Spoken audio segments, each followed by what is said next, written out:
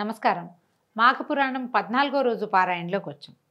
దిలీప మహారాజుకి వశిష్ఠ మహాముని ఇలా తెలియజేస్తున్నారు. శివపార్వతుల సంవాదాన్ని చెప్పారు. ఇప్పుడు చెప్తున్నారు. పార్వతీదేవికి పరమేశ్వరుడు చెప్పిన మాఘమాస మహాత్మ్యము, దాని ఫలితంతో పాటు ఒక బ్రాహ్మణ స్త్రీ భర్తతో సహా స్వర్గప్రాప్తిని పొందిన వృత్తాంతాన్ని తెలియజేస్తాను, వినమన్నారు. తాకట్టులో ఉన్న బంగారాన్ని విడిపించి ఆ రోజు ఆన్లైన్ రేటుకే మేము కొంటాం. Sharma gold company. పూర్వం కాశ్మీర దేశంలో సుబుద్ధి అనే బ్రాహ్మణ పండితోత్తముడు ఒక ఆయన ఉండేవాడు. ఆయన చతుర్వేదాలు ఔపోసన పట్టిన దిట్ట. ఎంత గొప్ప పండితుడో అంత ఉత్తముడు కూడానట. ఆయన సకల సద్గుణ సంపన్నుడు. గౌరవము, మర్యాద, మనన, వినయ విధేయతలు, సర్వజీవుల ఎడ భూతదయ ఇత్యాది సద్గుణాలు కలిగి ఉండేవాడు. అతను అనేక మంది శిష్యుల్ని కూడా కలిగి ఉండేవాడట.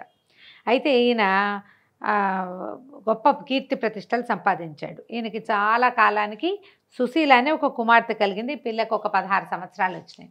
ఈ కొన్ని కథల్లో చూస్తామండి. మరి పొద్దున్న 8వ ఏట 7వ ఏట పెళ్లి చేసేసిన కథలు ఇటీవల కాలంలో కథలు.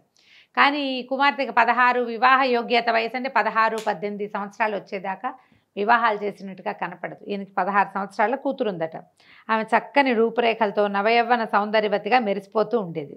చాలా అందంగా ఉండేది. పిల్లకి పెళ్లి చేద్దామని నిశ్చయించుకున్నారు. ఏవో సంబంధాలు చూస్తున్నారు. అయితే ఈయనకి చాలామంది శిష్యగుణం గణం చాలామంది ఉన్నారు. గుంపు చాలా సమూహం ఉంది. అందులో నుంచి సుమంత్రుడు అనే ఒక కుర్రవాడిని ఇంట్లో ఉన్న దైవ కార్యం కోసం పూజా సామాగ్రి అడవిలోకి వెళ్ళి తీసుకురమ్మన్నారు. పూజా సామాగ్రి అంటే ఏవో పువ్వులు, పసుపు కుంకాలు దొరకవు కదా. అక్కడి నుంచి యజ్ఞం చేయడానికి సమిధలు అవి ప్రత్యేకంగా కొన్ని రకాల చెట్లవే కొమ్మలు కావాల్సి వస్తాయన్నమాట. కొన్ని రకాల చిగుర్లు అంటే ఆకులు కావాలి. పంచపల్లవాళ్ళని చెప్తాం కదా మనం, మర్రి, రావి, జువ్వి, మేడి అట్లా అవి.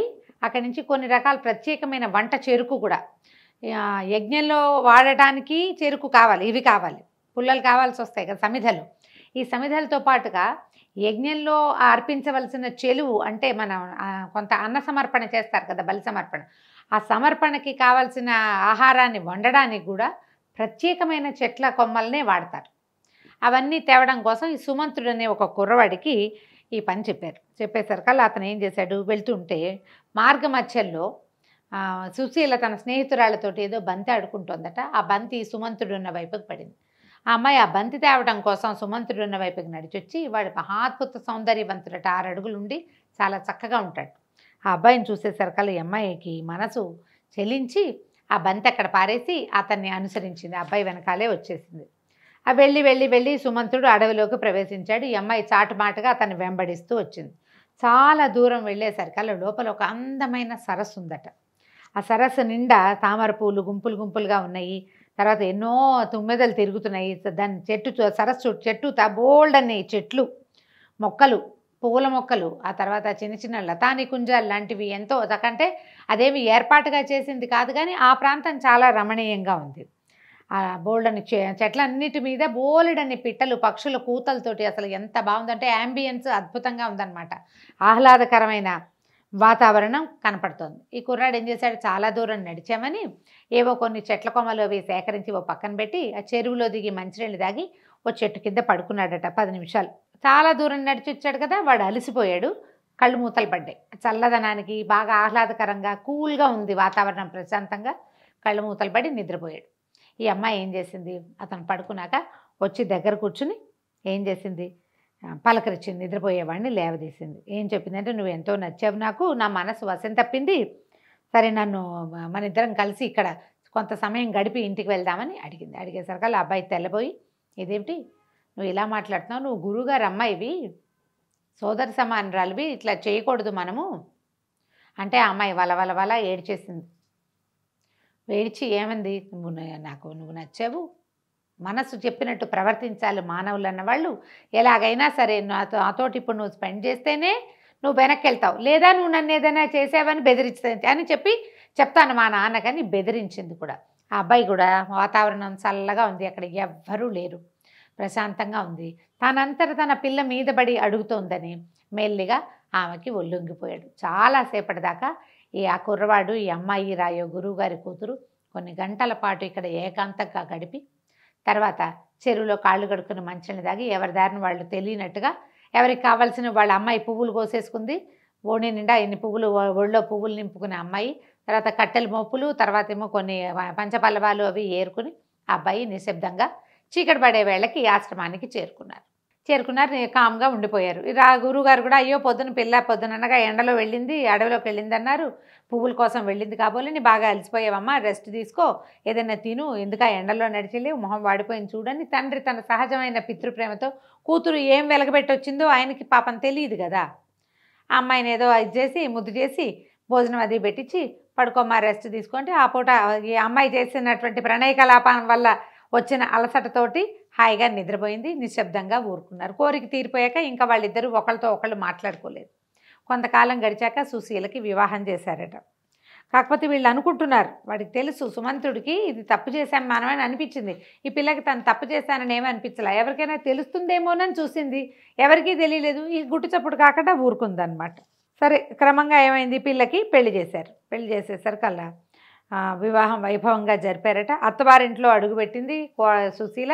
కొద్ది రోజులకే భర్త మరణించేసరికల్లా ఏం చెయ్యాలో తెలియలే. భర్త శవం మీద పడి బోర్మని పిలిపించింది. వెంటనే కబురు చేశారు. గురుగారి సుబుద్ధి అనే గురువుగారు కూడా పరిగెత్తుకుంటూ వెళ్ళారు.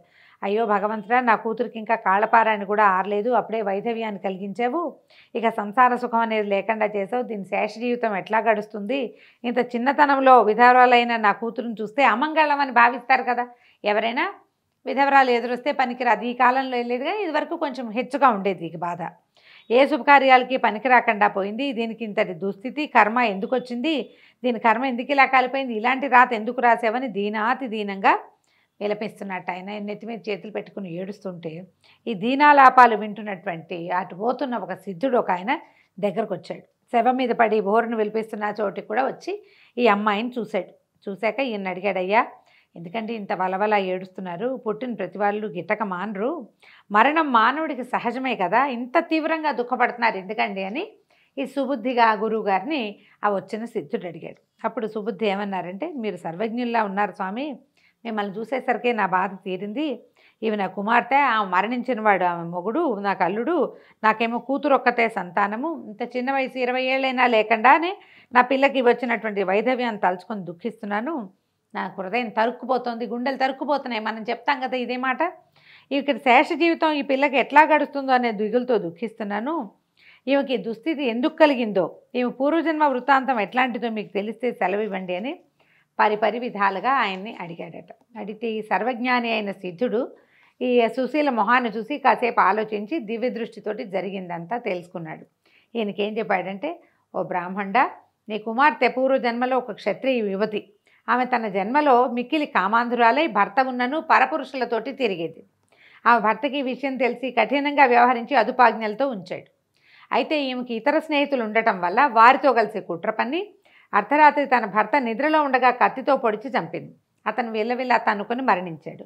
కత్తితో పొడవటం వల్ల ఆ ప్రదేశం అంతా రక్తసిక్తం అయిపోయింది. పొడిచేసింది కానీ అంత నెత్తురు చూసేసరికల్లా ఆ భయానక దృశ్యాన్ని చూసి భయపడి తను కూడా అదే కత్తితో పొడుచుకొని మరణించింది. అంతటి ఘోరహంతకురాలైన ఈమె నీ ఇంటే కుమార్తెగా జన్మించింది. గత జన్మలో ఆమె చేసిన దోషం వల్లే నీ అల్లుడు అసువులు కోల్పోయాడు, ఆమె చేసిన ఘోర హత్యాపాతకం వల్లే ఈ వైధవ్యం సంభవించిందని చెప్పేసరికల్లా ఈయన అడిగాడనమాట, అంత హత్యాపాతకం చేసి ఉంటే సద్బ్రాహ్మణుడి ఇంట్లో, అందులోనూ నా కుమార్తెగా నా దగ్గర ఎంతోమంది విద్యార్థులు చదువుకుంటారు, నేనేమో చతుర్వేద పారాయణం చేయగలిగిన వాడిని, మా ఇంట్లో ఎలా పుట్టింది ఈ అమ్మాయి అని అడిగేసరికల్లా సిద్ధుడు చెప్పాడు, చాలా కాలం అంటే దాదాపుగా 14 జన్మల క్రితమట. అప్పుడు ఒక మాఘమాసంలో సూర్యుడు మకర రాశిలో ఉండగా కొంతమంది బ్రాహ్మణ స్త్రీలు యమునా నదీ తీరంలో స్నానం చేసి గౌరీదేవి వ్రతం చేసుకుంటున్నారు, భక్తి శ్రద్ధలతో పూజ చేశారు. ఆ గౌరీదేవి వ్రతం చేసిన స్త్రీలలో నీ కుమార్తె కూడా ఉంది. ఆనాడు మాఘంలో యమునా నది స్నానము, గౌరీదేవి వ్రతాన్ని చేసిన పుణ్యం వల్ల ఆమె ఒక సద్బ్రాహ్మణుల ఇంట్లో జన్మించింది. అయినా ఏం ప్రయోజనము, ఈమెకి కింద జన్మలో ఉన్నటువంటి కామాగ్నితో రగిలిపోయే గుణం వల్ల ఈమె ఏం చేస్తుంటే మీ శిష్యుడైన సుమంత్రుడితోటి తన కామతృష్ణని రహస్యంగా తీర్చుకుంది.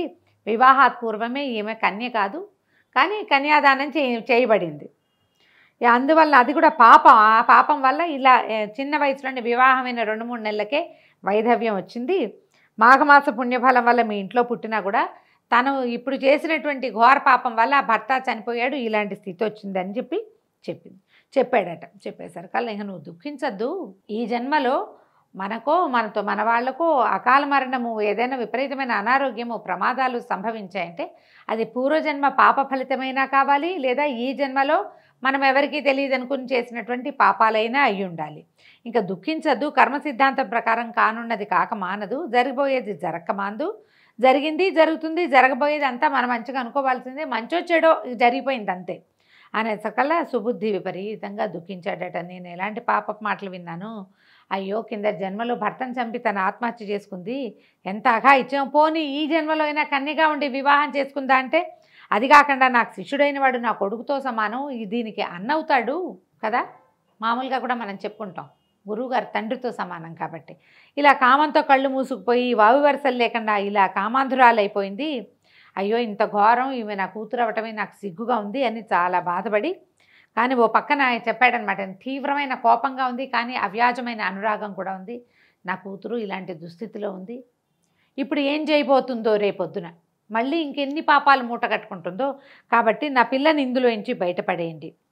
నా యందు దయించి నా కుమార్తె చేసినటువంటి కిందటి జన్మలో చేసిన ఘోర పాపము, ఈ జన్మలో చేసినటువంటి ఘోర అపరాధము, ఈ రెండింటి నుంచి ఎలా విముక్తురాలవుతుందో తెలియజేయండి అని పరిపరి విధాలుగా బతిమలాడేటట. అప్పుడు ఈయన చెప్పాడు సిద్ధుడు, ఈ మాఘమాసంలో నీ కుమార్తె చేత నదీ స్నానం చేయించి గౌరీదేవి పూజ చేయించు, ధూపదీప నైవేద్యాదులతో పూజించి ముత్తైదులను పిలిచి వాయనాలు ఇప్పించు.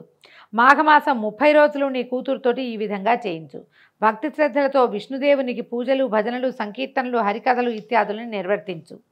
అలా నీ కూతురుతో చేయించినట్లయితే ఈమె యొక్క పంచమహాపాతకాలు హరించుకుపోయి నీ అల్లుడు కూడా పునర్జీవితుడు కాగలడు.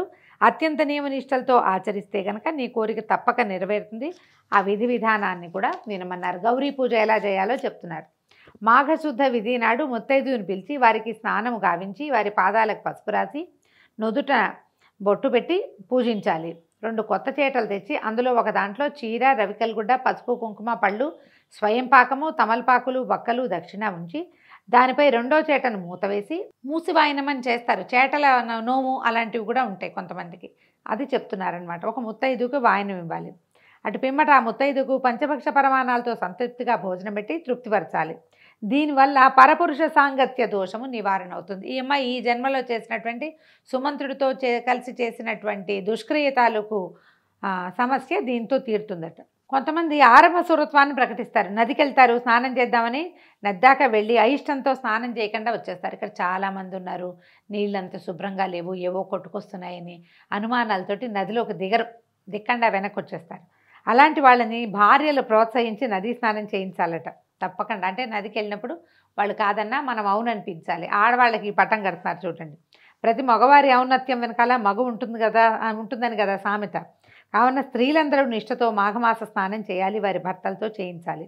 కుటుంబ గౌరవానికి కానీ పరువు ప్రతిష్టలకు కానీ వంశాభివృద్ధి కానీ స్త్రీలే కదా ప్రధాన కారకులు. కాబట్టి ఈ మాఘమాసంలో ప్రతిరోజు నదీ స్నానం చేసి పూజలు చేయాలి.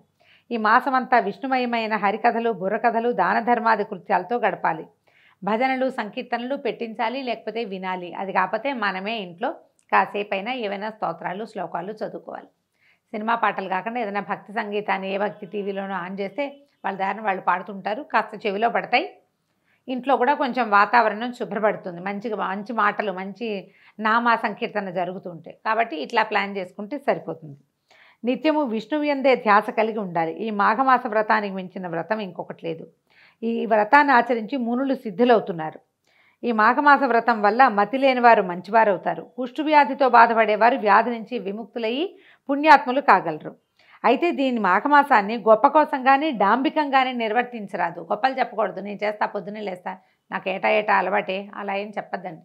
ఎవరి దారి వాళ్ళు చేసుకోవాలంతే. 10 మంది మెప్పు కోసం ఈ వ్రతాన్ని చేయొద్దు. మంచి మనసుతో త్రికరణ శుద్ధిగా నియమనిష్టలతో మాఘమాస వ్రతాన్ని చేసిన వాళ్ళు విష్ణు సాయుధ్యాన్ని పొందుతారు. నిరాడంబరతే నారాయణునికి అత్యంత ప్రియమైనది. ఆయన అలంకార ప్రియుడు. విష్ణువు ఎంత అలంకార ప్రియుడో అంత డాంబికాన్ని సహించడు. ఆయన చక్కగా అందంగా తయారవుతాడు, మంచిగా నగలన్నీ పెట్టుకుని. ఆయన మంచి అలంకారం కావాలి. కానీ నువ్వు అలంకారం ప్రపంచం కోసం చేసుకోకూడదు, ప్రపంచం కోసం ఏదీ చేయకూడదు. నీకోసం నువ్వు చేసుకుంటే చేసుకో, అంతే. చిత్తశుద్ధితోటి మాఘమాస వ్రతాన్ని చేయాలి. భక్తి శ్రద్ధలు, నియమనిష్టలు, నిరాడంబరత, చిత్తశుద్ధి మునగున్నవే ప్రధానాలు అని సిద్ధుడు ఉపదేశించి తన దారిని తను వెళ్ళాడు. సుబుద్ధి అంతటా తన కూతురు సుశీల చేత సిద్ధుడు ఉపదేశించినట్లుగా చేయించాడు. తత్ఫలితంగా మరణించిన అల్లుడు పునర్జీవితుడయ్యాడు. అందరూ మాఘమాస వ్రతాన్ని ఆచరించి పాపరహితులయ్యారు. దీంతో 14వ రోజు పారాయణ పూర్తయిందండి. రేపు ఉదయం 15వ రోజు పారాయణలో మళ్ళీ కలుసుకుందాం. నమస్కారం.